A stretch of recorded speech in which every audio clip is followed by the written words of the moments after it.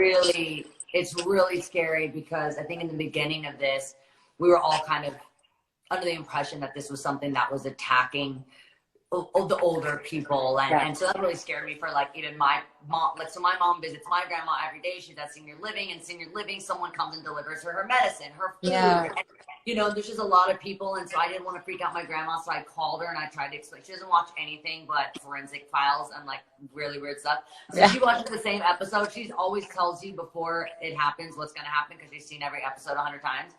She's like a total insomniac. She stays up and she like literally remembers. She like talks along with what's happening on TV. It's nuts.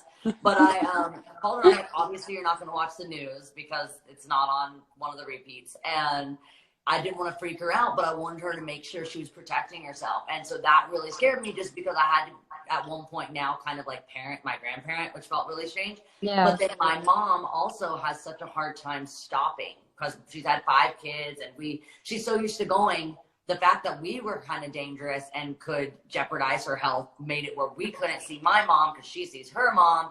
And so that really gave my mom anxiety because I haven't seen her in probably 3 weeks and that never happens. So it's just interesting now because we're starting to see that this isn't something that's just attacking immune compromised or older people, but the kids that are in really great health are finding themselves in the ICU. And so we're just learning new things every single day. And I think that's why we have to be so gentle, is because we need to keep ourselves in a soft headspace where this information can come in and we can absorb, but it doesn't make us just shut down, you know, because I think there is a lot of good that can come from this experience. Like this. And I think that that's something that's helped me too, is like, I read scripture and poetry and everything, and there's this one line that says, like, I choose to see the goodness in the land of the Lord, for me speaking personally. And it's because we weren't really prepared for this specifically. But I do know that there are moments where this is where we test each other. Like, how are we going to treat each other? Because even me just walking my dog down the street, you know, and people walk by and then you switch sides. They're saying hi and they're being friendly and they're being kind. And that's something Elton said that I hope happens as well, is that, you know, this can be a time to be gentle with ourselves. Like you said, taking breaks from all the noise, even taking breaks from social media for a second and just, you know, being outside or being with my babies outside and like just breathing in air. I think that that's something that's really important. I agree. Okay.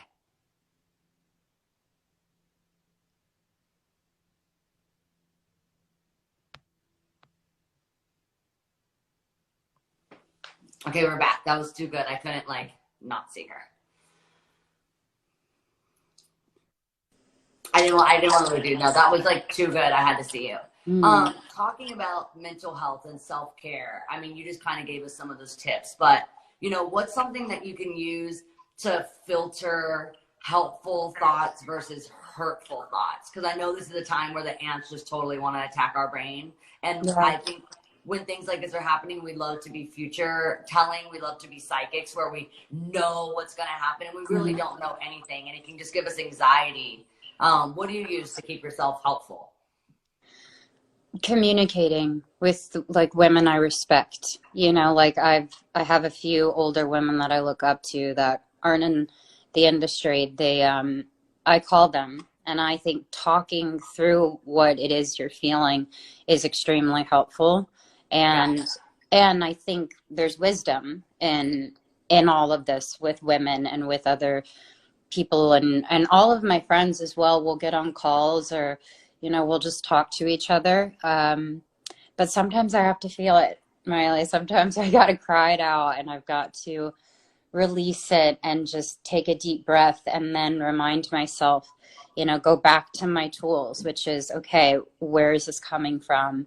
I understand I'm a big empath, so I feel so much of what the world is feeling. So maybe I need to take a step back from that, or whatever it is, but also just being there for other people actually helps me too. I agree. It's given So me so much light in this time just to be able to connect with people, like you said, people I respect and people that I love and want to hear their advice, but just to know people are there and just to know that people yeah, are feeling the same way that I feel makes me feel less alone. Um, yeah. so what's your advice for someone who's afraid to talk about mental health? Like, where would you tell people to reach out? I know you work with crisis text line 741-741, and I know someone will respond. So is that something that you would say to reach out to, or like, how do you talk about mental health? So recently I went to one of the best mental hospitals in the world, but definitely in America, McLean's Hospital. And I discussed that after years of going through a lot of different things, I realized that I was bipolar. And so when I go to know more information, it actually helps me. It doesn't scare me once I know it. And I think Yeah. people get scared of that, right? They're like, oh, and I've seen it, and I've seen some of it even in my own family where I'm like, what's going on? Where it's just, I'm from Texas. It's not known to like talk about your mental health, or you got to seem cool. And then I see anger built up in children, teenagers, or whatever, young adults, because they are wanting that so badly. And so Yeah. I just feel like when I finally said what I was going to say, I wanted to know everything about it, and it took the fear away. It was like when when I was younger, I was scared of thunderstorms, and my mom bought me all these different books on thunderstorms. So she's like, the more that you educate yourself on this, the more that you're not going to be afraid. And Right. it completely worked. And that's kind of something that helps me big time. That's really good advice. I really like that about buying the books about the thunderstorms, because when you do understand something, you don't think, hey, this is just happening to me. Because when something's just happening to you, then you can't kind of find some sense of, maybe tools that you can Right. use, and it'll give you a sense of like, there's things that I can do, like therapy, that can make me understand parts. I was actually talking about parts of my personality that if I let them control me, they could become negative. But if I learn how to kind of use them for good, like I have, OCD, like I'm pretty obsessive. At a time when I was younger, it used to really drive me, kind of made me feel like I was just too different. I didn't really understand it. And I used to like alphabetize things. Like I couldn't, like I would throw these total fits if I couldn't alphabetize things and all these different things. But now it's been able to help me to kind of learn about it and be able to use it for good and use it for doing things like this and staying Yeah. organized, but then also just be able to understand it more. And so it's just really important to understand something that you're relating with or just doing research, and it's a really good tool. Yeah. So what I wanted to ask you were, besides obviously like your therapist, what are some reliable sources that are like really close to you in your life? Like crisis text hotline, or what are some organizations that you support that you would encourage people to look into?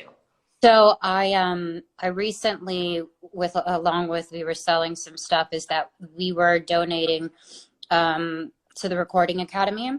I had Justin Tranter, who is one of my writers that I work with all the time, and I love him so much. He sent a mass text to people saying this is definitely going to affect our music community, and music makes, as you know, Yeah. music makes you feel, makes you happy, makes you explore different things. And so, the Music Cares is like a part of that as well. So I've donated to both of them because that's also a side of my people. So I'm doing like, I'm trying to do hospitals, and then I'm going to be working with Music Cares, and then I'm not going to stop because I feel, and I talk to my team daily. I'm like, where's the holes here? Where's the things that I can be placed to help in any way possible? So, yeah, there's a couple of other things, but I love Music Cares. We actually were yes, talking about Music Cares and the struggles that independent artists will have with concerts being canceled and venues. And I love what Live Nation is doing with Crew yes, Nation, taking care of all the crews. So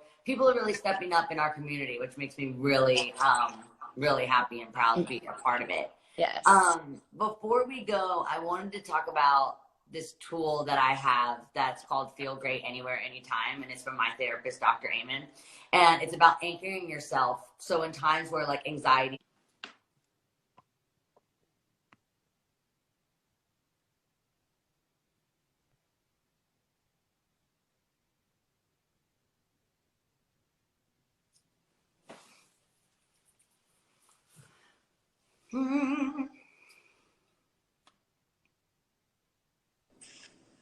Okay. Okay. So this is the one thing I wanted to ask you. So it's about anchoring yourself. You know, anxiety can really make us kind of feel, you know, that floating feeling where you feel like Yes. there's no weight in your feet or your hands. And so you really have to like find the gravity and let it like just anchor you. So Dr. Amen has this trick, feel great anywhere, anytime, where you anchor yourself to a memory. So even if you're traveling and you have a suitcase, and I was saying that, you know, when I see, you know, like in my suitcase, if I had a yellow sweatshirt, it would remind me of bananas. And one time, me and my brother decided we didn't like the way that my parents were running the house. So we were going to live inside our dollhouse, my dollhouse that I had outside. But we only took bananas. And by like the second hour, we were so over the bananas that we were like sneaking over to our grandma's house and getting like all her little sweet treats and Chex Mix and all these things. So it reminds me of, the yellow reminds me of bananas, which reminds me of my brother. And then it reminds me of my childhood and how fortunate I was to have a playmate, because some people don't have brothers and sisters that you can play with. And so I was just so lucky to have that. So that anchors me. What's like a memory in your life or something around you that reminds you, or what's a memory in your life that you like to think about in times where you feel that floaty feeling? It's a really beautiful memory. Yeah. Wow. Probably when my sister was born. Because I was an only child growing up. So I didn't have, my sister's 6. So big age difference. But when she came into my life, I remember having the chest to chest moment. Yeah. And so when I think of that moment, you know, and it's working, it's working right now. Where I just, that nothing else mattered in that time, and this beautiful life just came in, and I just was overwhelmed. And I think what makes me think of that is like baby smell, you know, like something that's really, really sweet. And it brings me back to life. You know, it's a life, and it's a part of me in a weird way. So I feel like your little sister is 6. Yeah. Okay, so my little sister just turned 20. It'll change. It will change. Right now, I go between being like the coolest person in the world in her life to like she doesn't know me. Yeah, right. So that'll happen. She won't know you at a period of her life. Someone's gonna say like, "Oh, your sister Selena's cool," and she goes, "Who's that? I don't know her." Exactly. Oh no, you're so yeah, she'll right. not know you for a couple of years. That's what happens every now and then. Or like, you know, I'll run into, now Noah kind of goes out. So if I like run into her out and you wave and she's like, "I don't know her." She doesn't quite, "I don't know me yet," but like it's on the way. It's creeping in, but it'll then come back around. I think so. Yeah, it comes back around. Me and my little sister, Noah's 20 and I'm 27, and so I give it a couple of years, and I think I'll be really cool again. Yeah, I'm still in the cool zone. That's awesome. I'm so happy to have you on the show and happy to reconnect with you, and send me butterflies anytime. Yes, when same. all this is moved on and we can connect, we'll just hug. Would love that. Thank you, and thank you for what you're doing. Thanks, Selena. Good to see you. Bye. Bye. Okay, my dog is like banging on the door. Hold on. Come here. Come here, puppy. What are you doing? Oh. No. Come here, Momo. Come here. Mommy, come here. Come here. I hear puppies. I hear a puppy. I hear a puppy. Come